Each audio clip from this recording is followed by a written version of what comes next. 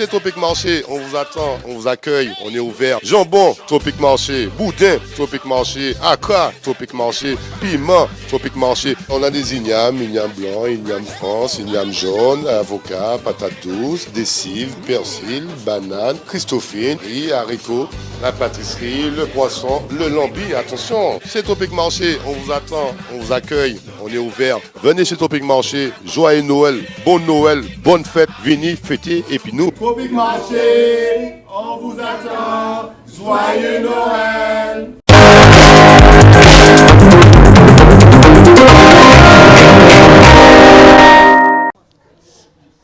Madame Bossier-Nicole, bonjour.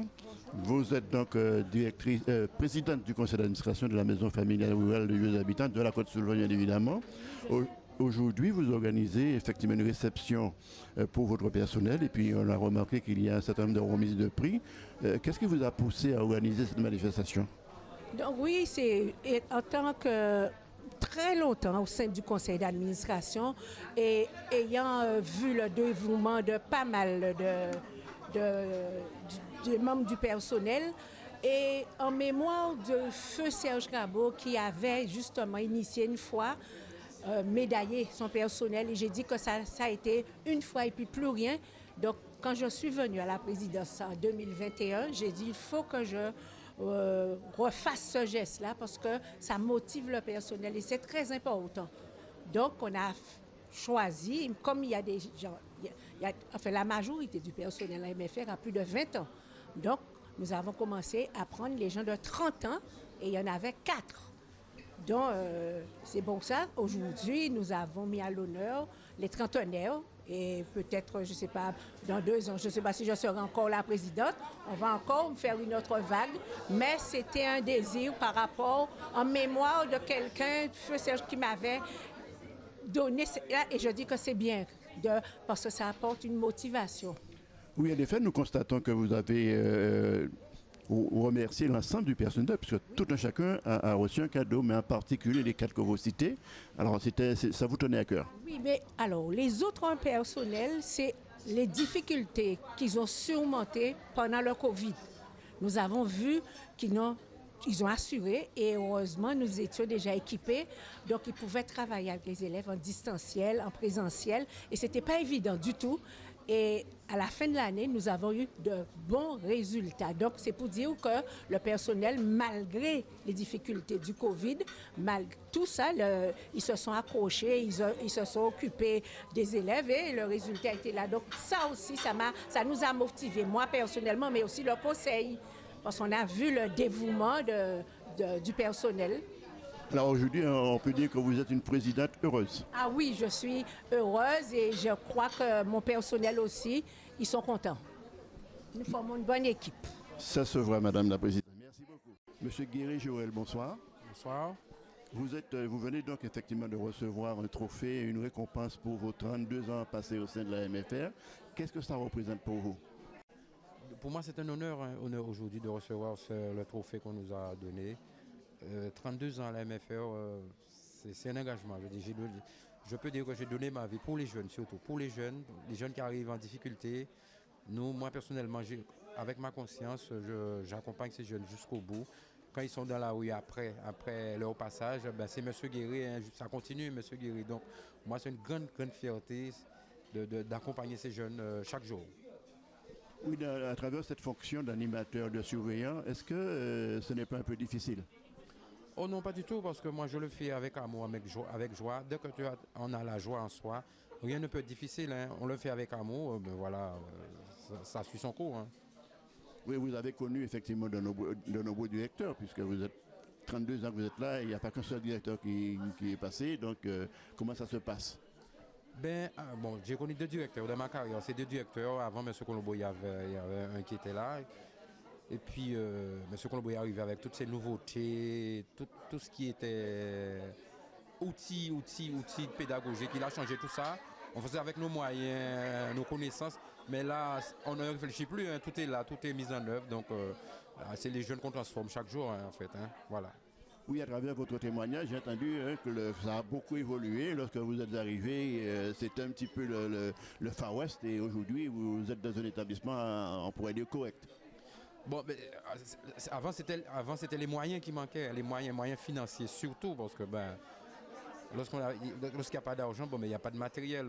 Comme j'ai dit, on fait avec ce qu'on a. Bon, c'était peu avant, comme j'ai dit dans le discours que j'ai tenu. Quand je suis rentré, l'infrastructure était tellement difficile. J'ai même dit, les rats me regardaient comme ça sur le passage pendant que j'étais couché sur un lit de camp. Les rats me regardaient. Aujourd'hui, lit superposé, mata gonflable, mata thermique, les jeunes sont vraiment à leur aise. Donc avant, je peux dire que c'était difficile, que ce soit au niveau hygiène, au niveau manque de moyens. C'était difficile, il fallait aller chercher l'argent là où l'argent était. Voilà. Oui, donc on peut dire effectivement que ça évolue et que vous, après 32 ans, vous avancez tout doucement vers une sortie. Donc vous pouvez vous dire aujourd'hui que vous êtes un animateur surveillant heureux? Heureux, pleinement satisfait de la mission que j'ai pu. Enfin, je continue à partager encore, hein, mais satisfait de ma mission, satisfait des jeunes que j'ai pu transformer. Et voilà quoi. Voilà. Ben écoutez, c'est sous ce mot d'espoir que je vous dis merci. Monsieur Follo, bonsoir. Bonsoir. Vous êtes donc l'un des récipiendaires de trophée spécial aujourd'hui au nom du conseil d'administration de la MFR. Qu'est-ce que cela représente pour vous? Ben, comme on vient de dire, hein, moi, ça représente 34 ans de travail. Hein. Et aujourd'hui, c'est vrai que c'est une première parce qu'on avait l'habitude de faire des petites fêtes comme celle-là. Mais aujourd'hui, c'est vraiment grandiose parce que tout le monde a exprimé vraiment ce qu'il ressentait et que le bien que la MFR les a fait. Voilà. Alors oui, effectivement. Donc est-ce que vous, parce que j'ai entendu à travers vos propos, vous disiez que vous étiez élève à l'école, à la MFR. À votre sortie 2 ans plus tard, vous êtes devenu surveillant. Donc alors pour vous, est-ce que ça représente un succès ou... Oui, alors il faut dire que moi, quand je suis sorti du collège en 3e, je me suis retrouvé en Martinique. Donc je ne savais pas trop quoi faire. Où aller, et ma mère qui m'appelle un jour, qui me dit bien tu viens, tu retournes en Guadeloupe, tu vas à l'école. Moi je lui dis bon, je vais à l'école, oui on a trouvé une école pour toi. Et comme mon père, je suis issu de fils de l'agriculteur, donc je suis arrivé en 86 à Vieux Habitants, j'ai fait 2 ans, je suis reparti, enfin je ne suis pas reparti hein, comme je viens de dire, hein. C'est peut-être aussi que c'est ma mission comme Madame Jean, hein. Je ne suis jamais parti. Et là, je me fais un plaisir d'éduquer les jeunes. Je suis un petit peu tout, hein. C'est tonton, c'est papa, c'est monsieur Follo, c'est tonton, voilà. Donc je suis très content de travailler à la MFR de Vieux Habitants. Oui, à travers votre parcours, est-ce qu'on peut dire que vous êtes un exemple pour nos jeunes et surtout les jeunes qui sont scolarisés chez vous? Oh, je ne dirais pas que je suis un exemple, mais moi j'essaie de faire mon travail au mieux. Je suis un gars, je leur dis tous les jours, je suis très cool, mais je n'accepte pas n'importe quoi. Je suis quelqu'un de rigueur. J'aime qu'on dise oui, qu'on dise non, oui monsieur, moi je suis pour ça. Entre-temps, je suis un surveillant animateur, hein, donc je ne peux pas être plus aussi dur que le fer. Hein. Donc quand il faut être souple, on est souple. Quand il faut être de rigueur, je suis de rigueur. Surveillant animateur, s'il faut animer, j'anime. Et c'est là que les élèves me découvrent un petit peu parce qu'ils me voient toujours avec le visage un petit peu fermé. Et le jour qu'ils me découvrent, je rigole ou je danse, voilà. Et ce monsieur-là est comme ça. Alors, bon, donc voilà. Ce qui veut dire en clair effectivement que le parcours a été formidable. Vous êtes encore là, donc vous n'êtes pas parti du tout. Donc pour nous, c'est un exemple effectivement pour cette jeunesse que nous avons effectivement à éduquer pour un avenir demain et pourquoi pas être aussi surveillant comme vous par la suite. Ça peut arriver. Ah oui, tout à fait. Si demain j'entends qu'un élève veut être surveillant animateur, moi je serais très content de voir qu'il y a la relève, hein, qu'il y a un élève qui prend ma place, qui prend la place d'un autre élève. Donc pour moi c'est super quoi. Voilà. Mais c'est sur ce mot d'appel pour la relève, effectivement, qu'on va vous remercier et continuer la fête. Merci beaucoup.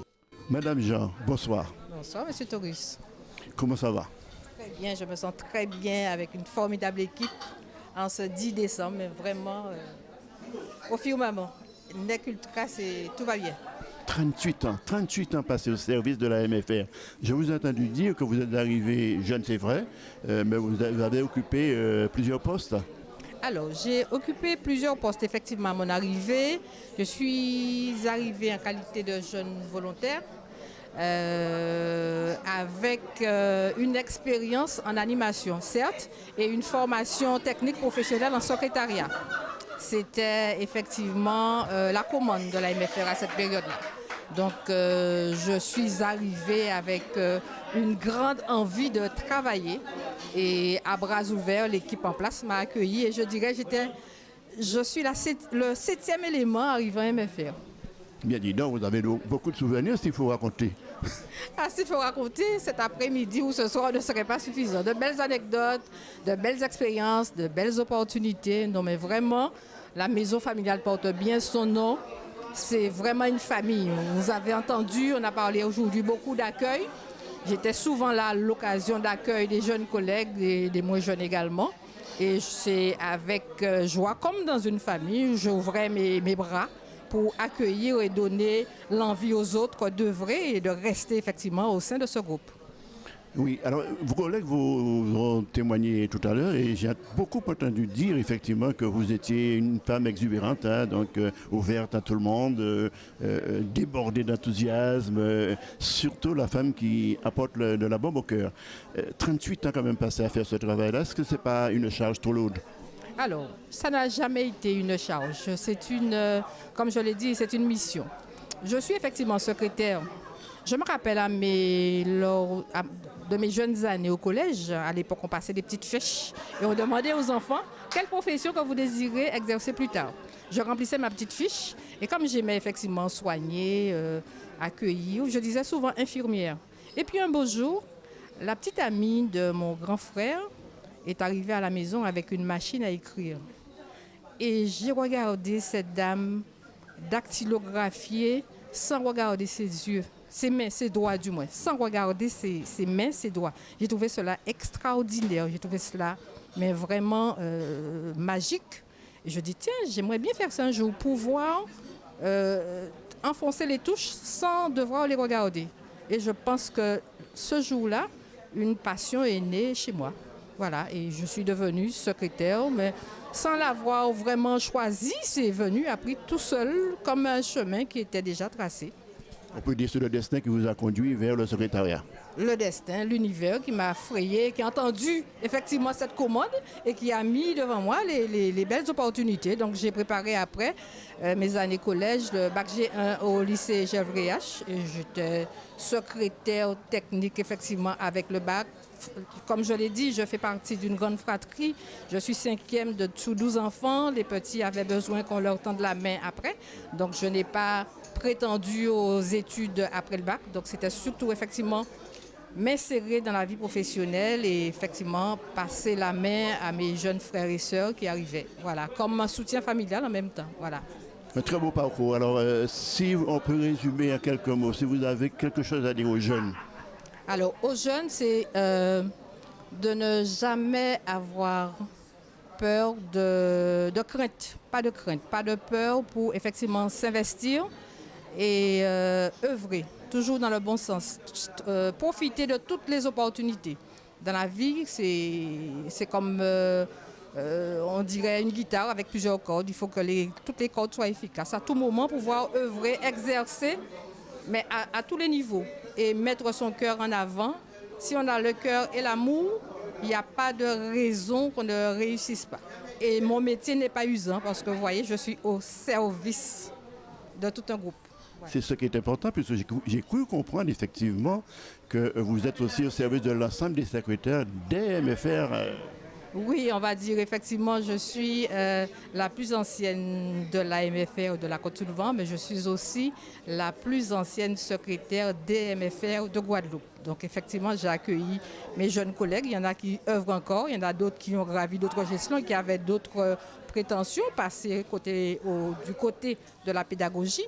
Il n'y a pas longtemps, on avait une présidente de la fédération. Non.